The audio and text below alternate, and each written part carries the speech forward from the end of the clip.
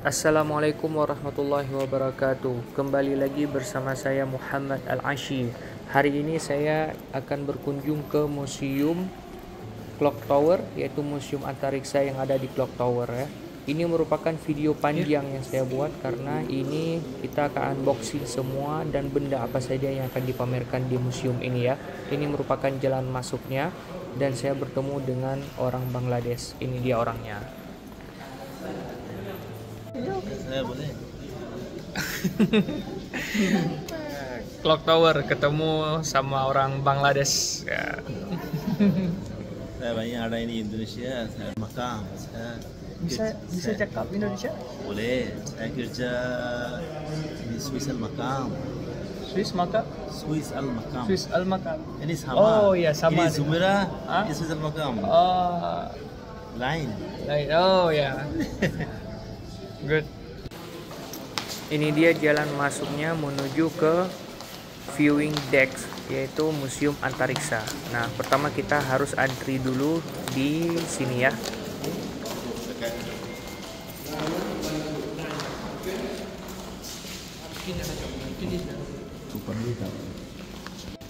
Nah, ini dia guys, ruangan pertama yang kita masuki, yaitu adalah ruangan berkenalan mengapa museum ini itu ada di sini dan dari mana benda-benda ini didapatkan dan bagaimana penelitian panjang yang dilewatkan hingga menghasilkan sebuah museum. Ini dia ruangannya, seperti mini teater ya nampaknya.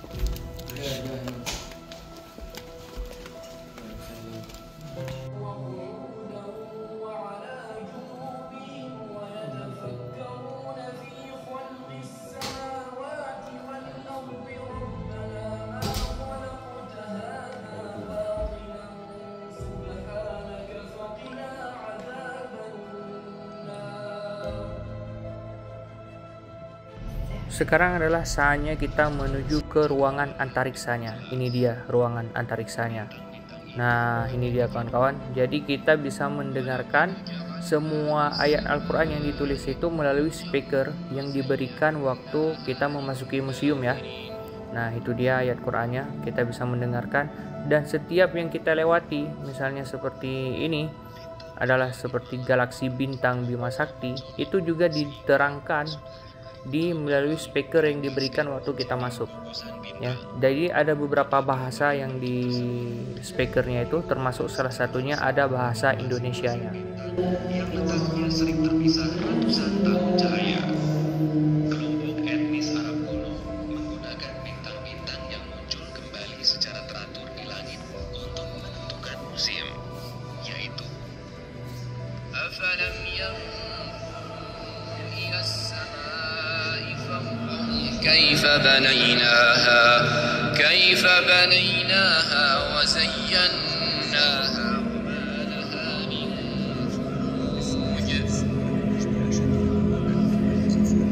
Gugusan bintang Pleiades mencakup sedikitnya 1.200 bintang.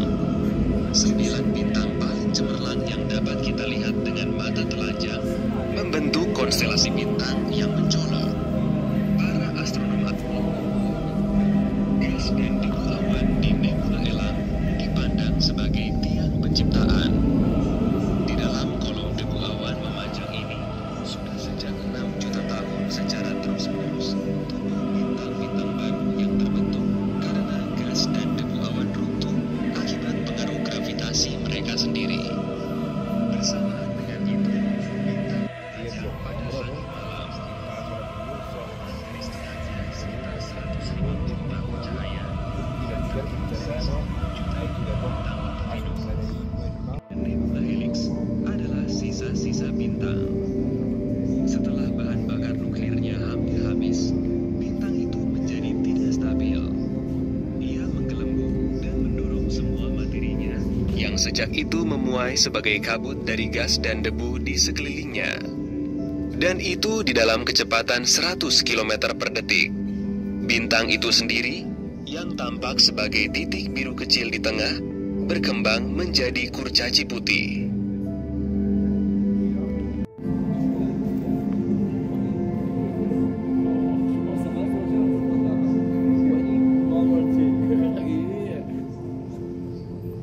والله Nebula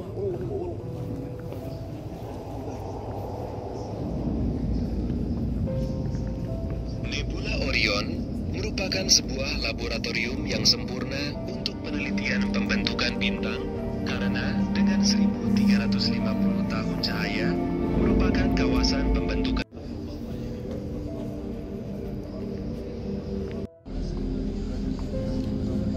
Galaksi Andromeda hampir 1,5 kali lebih besar daripada Bima Sakti. Selain itu, dengan jarak 2,6 juta tahun cahaya, merupakan objek paling jauh yang dapat kita kenali dengan mata telanjang di langit. Orang pertama yang menggambarkan galaksi dalam tahun 964 atau 353 Hijriah sebagai nebula adalah sarjana Arab Abd al-Rahman al-Sufi. Tetapi setelah itu nebula ini kembali terlupakan sampai ditemukan lagi oleh astronom Jerman Simon Marius sekitar 650 tahun kemudian. Barulah sejak tahun 1914 atau 1333 Hijriah, kita tahu bahwa Andromeda merupakan sebuah galaksi tersendiri dan dengan demikian galaksi tetangga yang hampir sebesar Bima. Jika menembus lebih jauh ke dalam ruang angkasa, tampaklah bahwa galaksi juga muncul dalam kelompok-kelompok. Apabila sekitar 100 galaksi berada berdekatan satu sama lain, kita menyebutnya kelompok galaksi. Jika lebih banyak lagi, gugusan galaksi. Galaksi yang mempunyai struktur. Jika sekarang kita memperhatikan langit malam, yang tampak adalah cahaya galaksi nun jauh yang sedang dalam perjalanan ke arah kita selama bermiliar-miliar tahun. Hal itu berarti kita tidak melihat galaksi sebagaimana galaksi tersebut pada saat ini, melainkan sebagaimana galaksi itu pada masa lalu. Teleskop modern memungkinkan kita untuk mengintip lebih jauh ke dalam ruangan, dan dengan demikian semakin jauh ke dalam masa silam, bahkan hampir sampai ke letupan awal di zaman purba.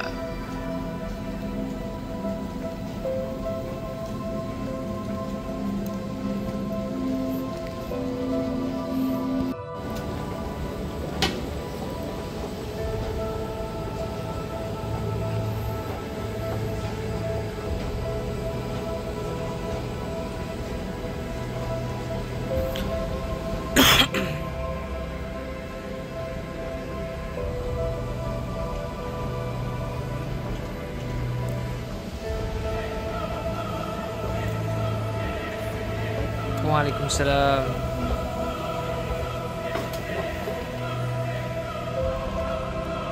والشمس وضحاها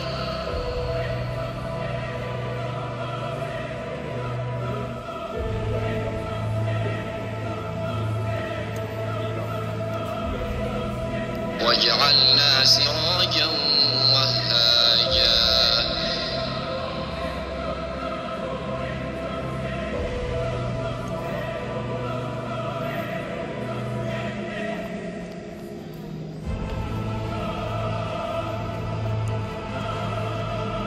Satelit Solar Dynamics Observatory membantu untuk memahami kegiatan matahari dan memprediksi cuaca alam semesta. Pada jarak 34.000 km dari bumi, satelit ini merekam matahari dalam 10 panjang gelombang setiap 10 detik. Setiap hari, terkumpul sekitar 1,5 terabyte data yang dikirim oleh satelit tersebut ke bumi. Dari data-data ini, dibuatlah peta tentang berbagai arus di bagian dalam matahari atau medan magnet matahari. Tetapi juga kecerahan matahari dievaluasi setiap hari. Hasilnya kemudian tersedia bagi segenap peneliti di seluruh dunia. Rekaman matahari hasil Solar Dynamics Observatory dapat Anda temukan juga di sini, tepat di belakang Anda.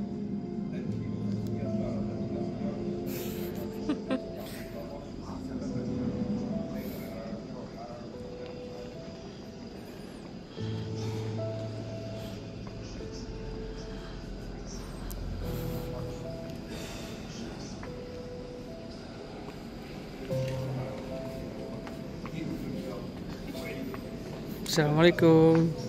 Dari Indonesia, Pak?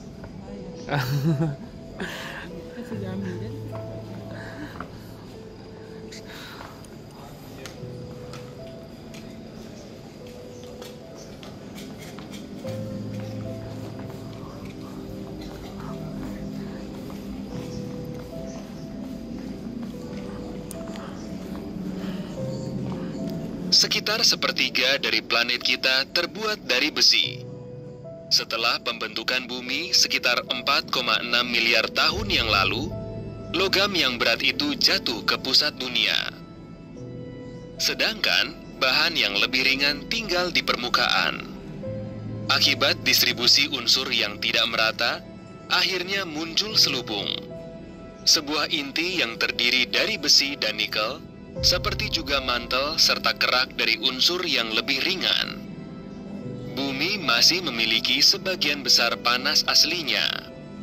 Di pusat panasnya, 5.000 sampai 6.000 derajat Celcius yang menimbulkan dinamika besar di bagian dalam. Besi cair diputar terus-menerus di bagian luar inti. Sebuah sirkulasi yang memicu timbulnya medan magnet bumi. Dampak hal ini jauh melampaui atmosfer sebagai perisai pelindung dan menghalangi aliran partikel ketika erupsi matahari.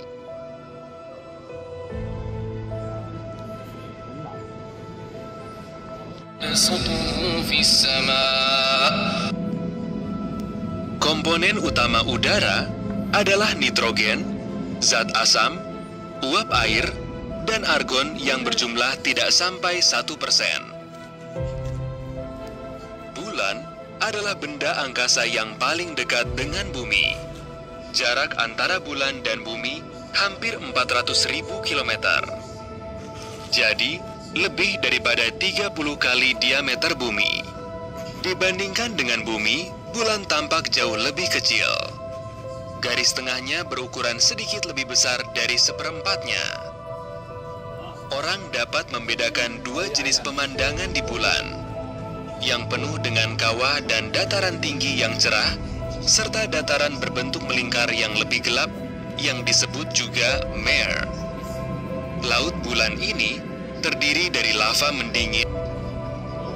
Lunar Reconnaissance Orbiter adalah pesawat ruang angkasa NASA yang mengorbit bulan pada ketinggian 50 km. Kamera dan alat laser mereka يسألونك عن الأهلة قل هي مواقيت للناس والحج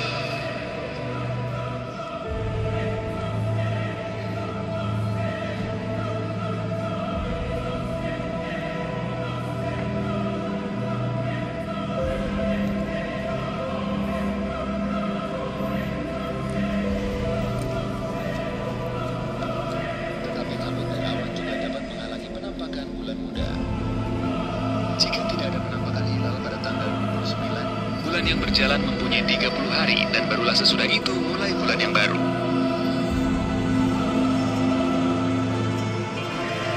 Pada hari ini kita memperoleh pandangan yang jelas pada cakrawala. Bulan sabit baru yang merupakan awal bulan lunar baru dapat terlihat.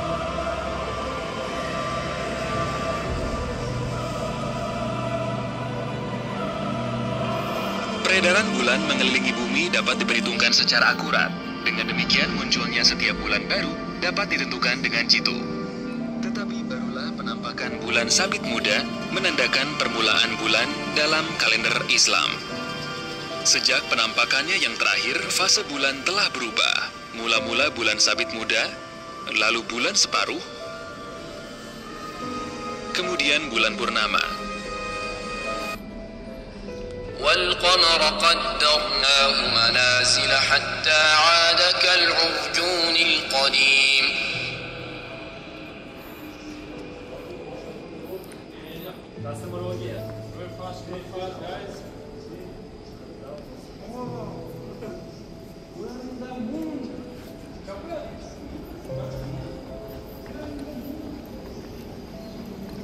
Faktor-faktor pengganggu atmosfer.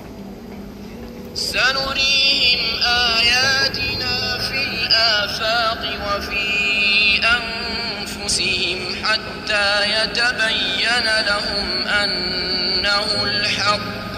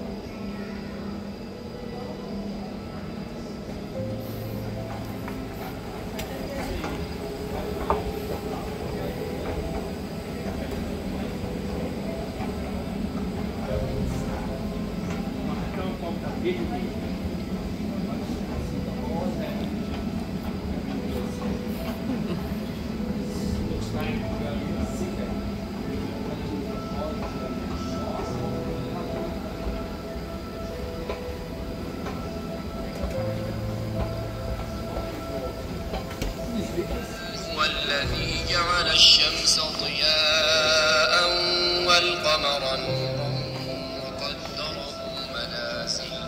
وقدره منازل لتعلموا عدد السنين والحساب ما خلق الله ذلك إلا بالحق يفصل الآيات لقوم يعلمون.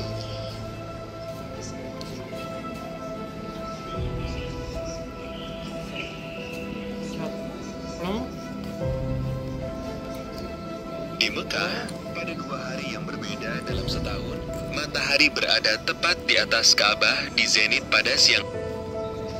والذي جعل الشمس ضياء والقمر نورا وقدره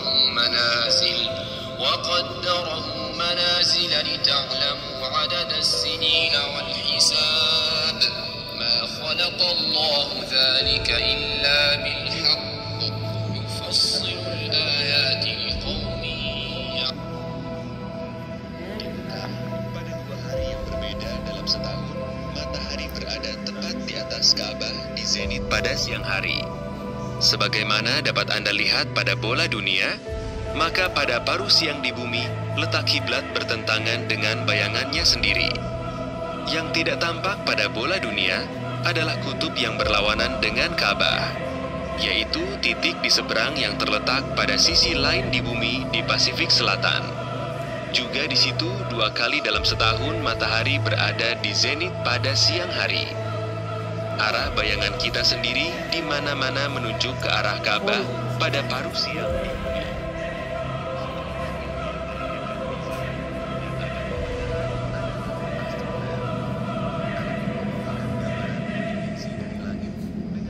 Posisi dan waktu dalam astronomi bisa ditentukan. Pada tepi yang ditinggikan dari sebuah pelat dasar bulan terdapat skala waktu dalam jam dan skala suku di dalam. Apa yang masih kita temukan dalam navigasi astronomi dewasa ini sebagian besar berkaitan dengan pengetahuan para pelaut Arab. Sudah pada abad 3 Hijriah atau abad 9 Masehi, para kartograf Arab dapat membuat peta dunia dengan garis pantai yang rinci. Beberapa di antara peta itu bahkan juga menunjukkan ciri-ciri topografi. Pada masa itu, Khalif Al-Ma'mun, menara jam yang besar telah menjadi pencatat waktu yang paling penting bagi manusia selama berabad-abad.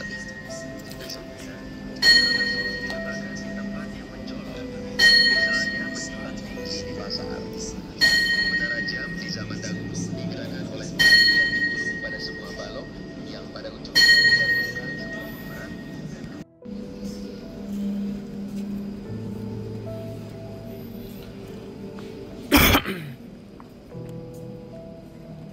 وله من في السماوات والأرض كل له قانتون.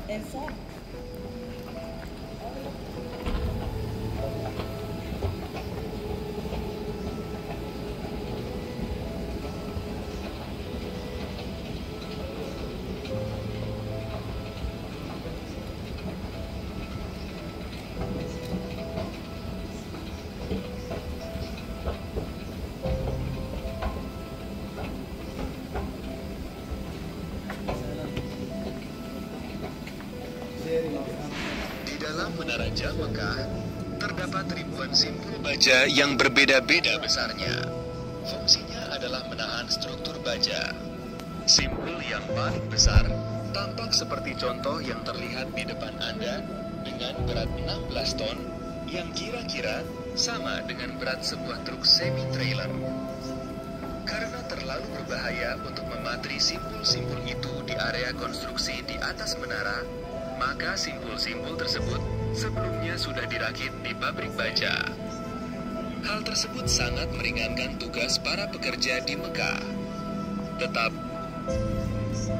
berbeda dari apa yang dibayangkan selama ini, beberapa material yang sangat tahan lama dan paling tidak mudah pecah dalam bidang konstruksi modern, sebagian terdiri dari kaca. Tepatnya, serat kaca yang diperkuat dengan bahan perekat seperti misalnya getah damar. Piringan jam Mekah juga terbuat dari campuran serat kaca sejenis yang merupakan suatu campuran baru yang dikembangkan khusus untuk jam Mekah. Kami mempunyai bagian-bagian yang panjangnya sama dengan 10-15 meter dan lebarnya 2,5 meter. Mengangkat bahan-bahan tersebut ke atas menara merupakan tantangan terbesar, karena hanya terdapat satu atau dua buah mesin derek yang dapat mencapai ketinggian 450 meter.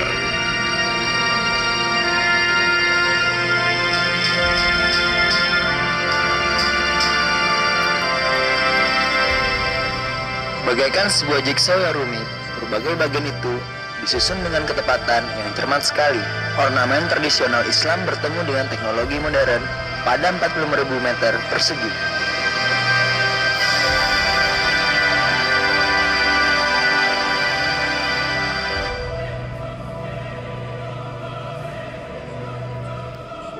Menara Jam Mekah merupakan jembatan antara tradisi tua berusia 1000 tahun dengan teknologi yang paling modern dan inovatif. Ini merupakan struktur campuran serat yang mirip dengan struktur industri kapal terbang. Campuran ini terdiri dari serat gelas dan serat karbon dengan damar epoksi. Penggunaan bahan komposit memberikan para arsitek kebebasan maksimal dalam mewujudkan bentuk-bentuk yang kompleks. Di samping desain, tantangan yang paling besar adalah pembuatan cetakan. Apa?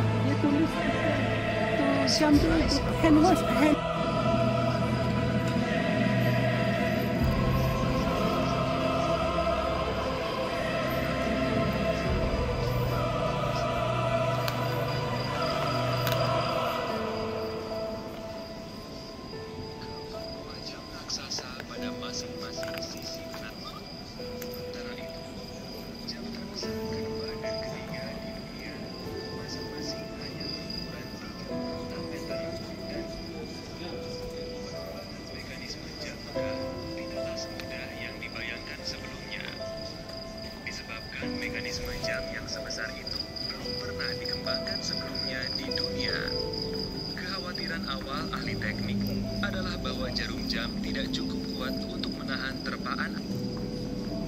Pada siang hari, piringan jam Mekah berwarna putih dan angka-angka di atas. Apa yang terlihat di sini bukanlah model, melainkan komponen asli mekanisme jam. Adapun komponen ini tidak akan pernah diperlukan, karena setiap bagian mekanisme jam dirancang untuk waktu yang tidak terbatas. Jika sewaktu-waktu roda gear tidak berfungsi, maka dapat segera diganti dengan roda gear yang dipamerkan di sini. Ketepatan setiap komponen dan akurasi tinggi. Assalamualaikum warahmatullahi wabarakatuh. Ini adalah pemandangan Ka'bah langsung dari museumnya Clock Tower, museum astronominya Clock Tower ya. Kita lihat bagaimana indahnya pemandangan dari atas ini ya. Masya Allah, subhanallah. Nikmat mana lagi yang kamu dustakan? Kita bisa melihat pemandangan sampai jauh.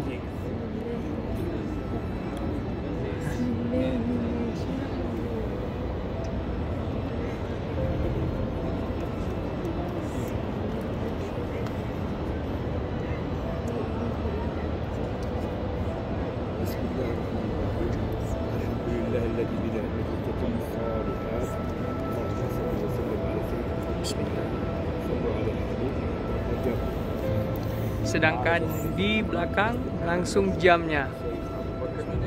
Ya, betapa indahnya pemandangan ini.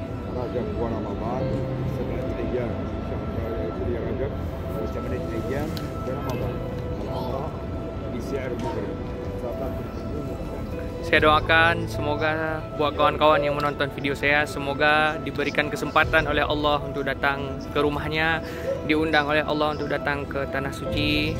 Semoga bisa berhaji atau berumrah ya. Sekian dulu untuk video hari ini, jangan lupa di subscribe dan terima kasih.